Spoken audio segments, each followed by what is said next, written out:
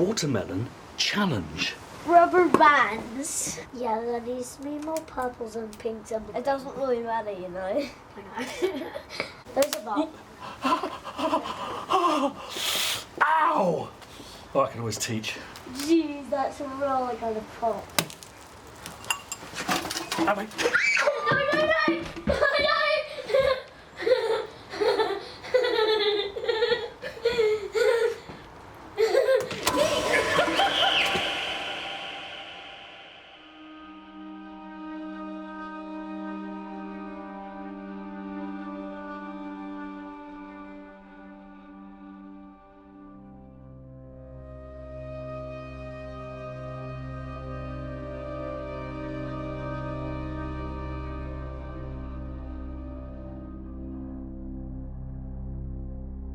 Because I'm not going to lie to you, the last few weeks have been punishing. I won't bore you with it anymore, but big Spitfire release and the promotional campaign was crucifying. So I've been spending a bit of time with my family doing the watermelon challenge. More of that later. I also thought I'd clear out some audio cobwebs with my favourite pastime, that is building drum kits out of bits of kind of audio shards, audio crap, if you will.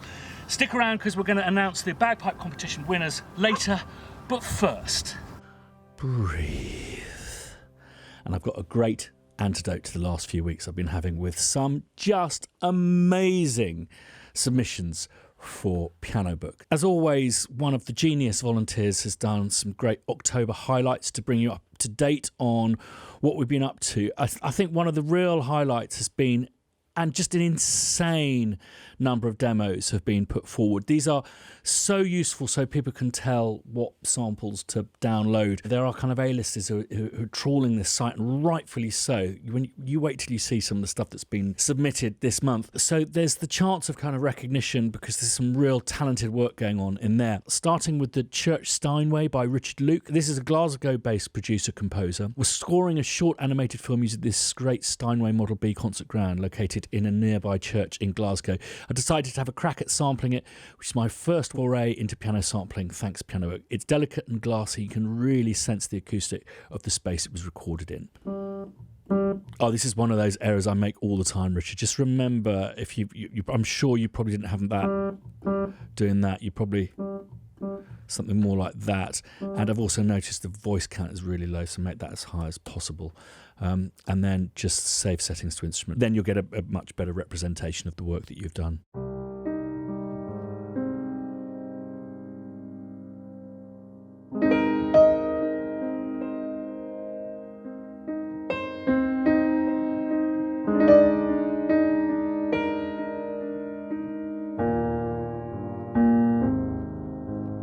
I'm going to stop playing that piece. It's just starting to annoy a couple of people. Okay, so you've done a piano, forte and a release trigger. What I'm loving is that we're starting to get pianos with higher levels because a lot of the pianos on Piano Book are very mellow.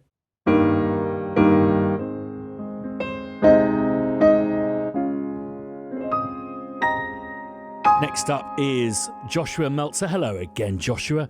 Your string ensemble. I created a string library from borrowing a bunch of misfit instruments that I have. This is the thing that I always say to people, you know, looking to purchase sample libraries, that kind of stuff, is get a microphone, go to your local junk shop and see what you can find.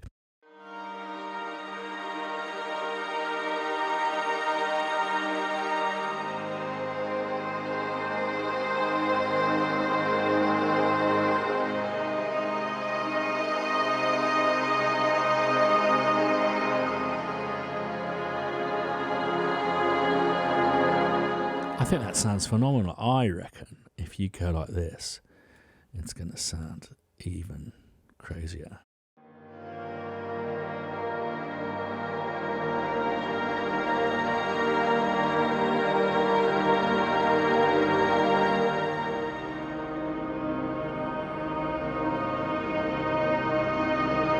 So my attention was naturally, as a recovering recorder player, my attention was grabbed by the concept of it being almost cool.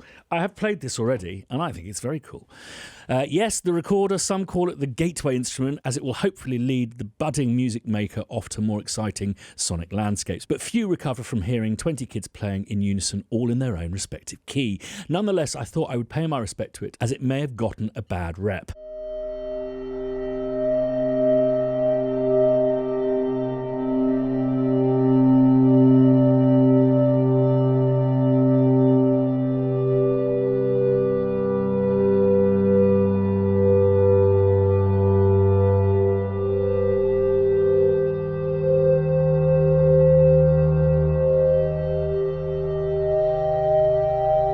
Ambient guitar tremors. So this is Joshua again.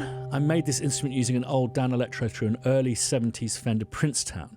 I used an EBow, not for sustain, but more as a tremolo effect. I was raking the EBow back and forth across the strings.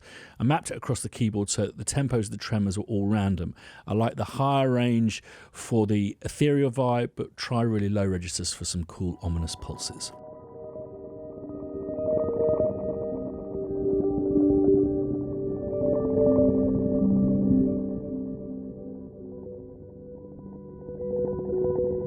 Absolutely stunning. I think with a bit of naughty splosh, that'll sound insane.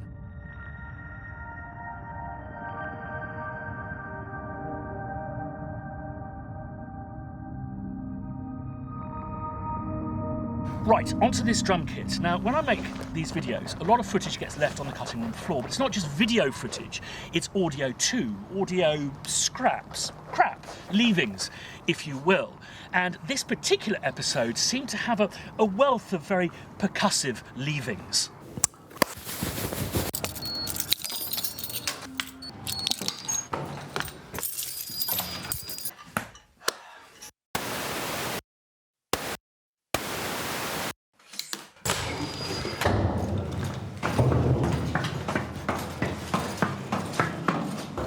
Okay, so I've pulled the video into computer and I'm just going to start isolating sounds that I want to investigate, and I'm going to bake into the sounds all sorts of kind of filtering, EQ and stuff, maybe even a little bit of reverb to create the various drum components that I think are available to us. So here we have our palette of sounds. Gather them all together. And I'm just going to look at the waveforms themselves. And the key to, I say, something like that, I think this is kind of a snare sound that we could have from this.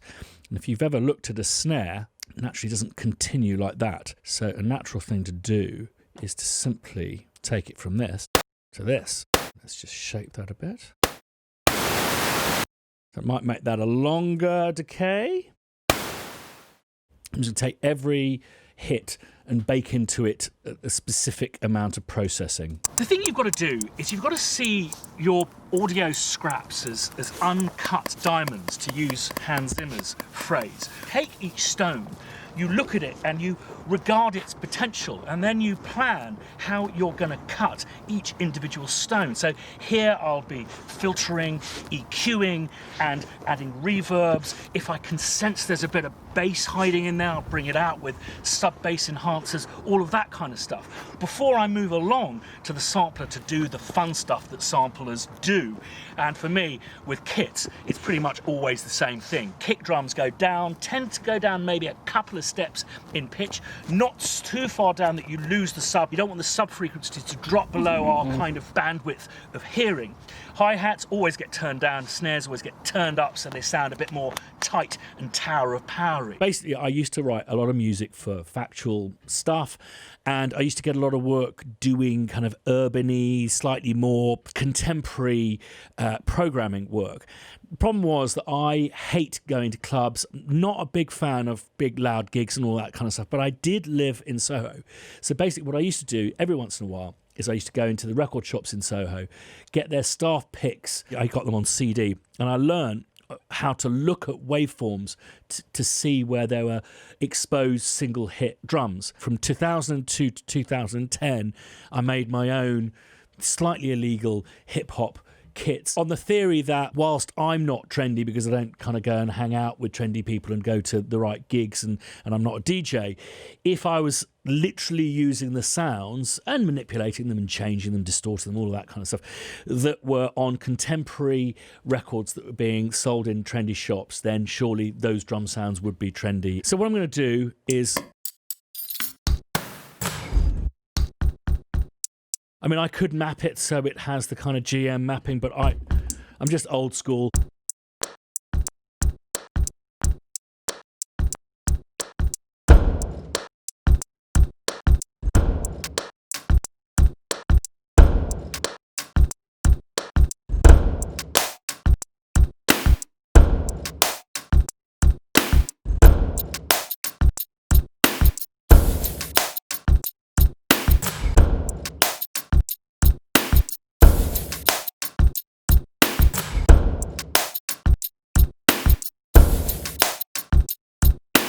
So grab a free copy of Drum Kit from Audio Leavings. Sounds like a really appallingly named sample developer in the link down below, or indeed its dedicated piano book page. Right, back to some more of these submissions. Another one from Pete Malkin. The Cascade Technique is something I really admire, Pete. So you were working on a show in Amsterdam and someone used this old guitar and amp in the actual show, so you wanted in the score to use elements of that. So you adopted this Cascade technique that you originally did at the Christiansen Octave Cascade instrument, which is well worth checking out, which plays an initial note followed by a random assortment of octave notes based on the key pressed. Add continuing textures in order to build the guitar theme into the show as a through line.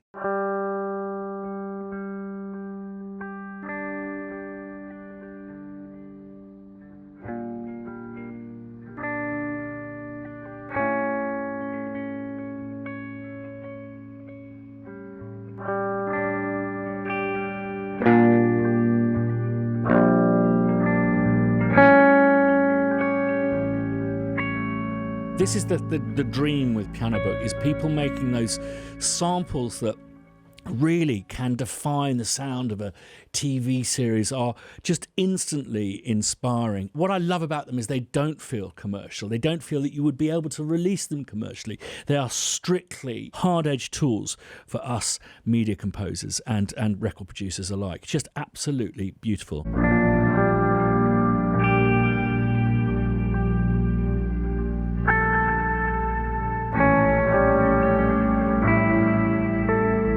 Well, all I can say is thank you so much for donating such a brilliant piece of work. This is a swing era grand from Richard Harvey. When my wife and I and our two toddlers arrived in the USA from England almost 20 years ago, we had little money left over to purchase luxuries and were nearly in tears at having to leave our piano permanently in England due to the cost of shipping it. Despite having no cash left, we saw this dusty old thing with bad varnish in the corner at Harry Day Pianos in Atlanta, and it took just one note to fall in love with this pre-war swing era original grand.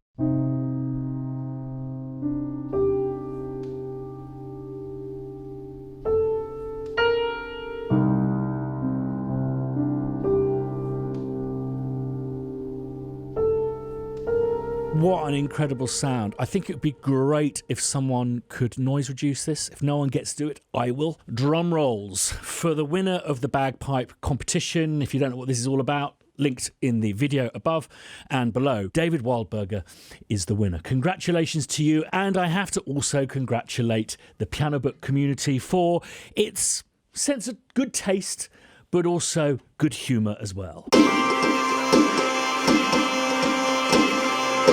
Please note I've created a bagpipe competition page on Piano Book where you can investigate the different ways in which people have created their wonderful submissions and also download the short and long list candidates. Next up is another piano, is the Monington and Weston or M&W piano from Bob Ellis. My name is Bob Ellis and I'm a retired RAF commercial pilot, an oil refinery process operator who produces music as a near full-time hobby. My wife plays piano and I struggle along but use it for composing synth sample-based songs. It currently resides in our bar, which doubles up as Studio 9 recording studio for my music project, Season 3. It is also currently played by our 5-year-old granddaughter. I hope it remains in the family for many years to come. This is, again, a lovely story, and I just think it's so wonderful that people are really embracing the romance and the relationship that we do form with these instruments.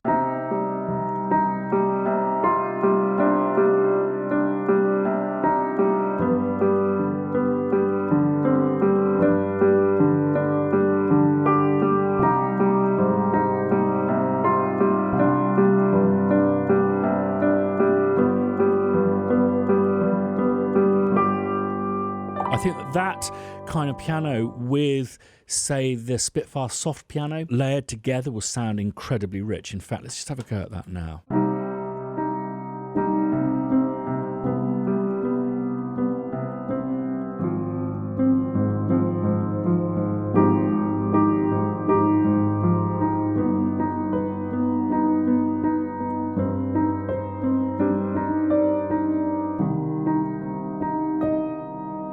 I have to say, Bob, really beautifully recorded and implemented, absolutely stunning. Now, I am saving a highlight for last because I just think this is an incredible submission. This is from John Mayer, or Meyer, apologies. I made the mistake of using the Olafur Arnold's chamber waves in a project where my intentions were to stay out of the box as much as possible. We all know how beautiful those samples are, so replacing the samples was a difficult task. I grabbed a student violin and a handmade Native American flute and did my best to match the rise and fall of the chamber wave samples as best as I could. One of the reasons why I wanted to bring your attention to this is not only is this instrument insanely good, but also you've made this just incredibly beautiful YouTube video. I'm just going to show a little clip of it, but please do take a look at it, and if you can click through to his channel, I would humbly recommend subscribing, liking, and because John, you really do make extraordinary looking YouTube videos, ones that actually make me incredibly jealous. I think what's so lovely about a community of like-minded people is, yes, you do feel envy when people do something as brilliant, but then immediately you go, I am going to try harder to make YouTube videos as atmospheric as you have done here. So please do go and have a look at this if you can delay the gratification of trying this extraordinary instrument.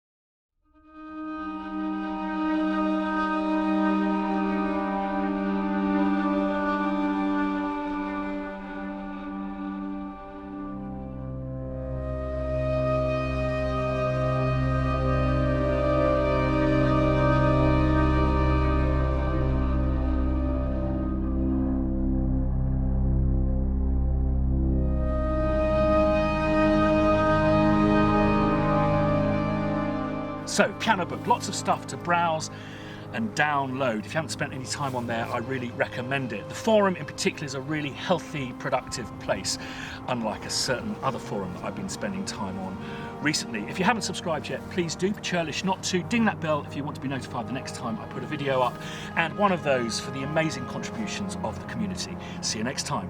Jeez, that's really gonna pop. Hello. No!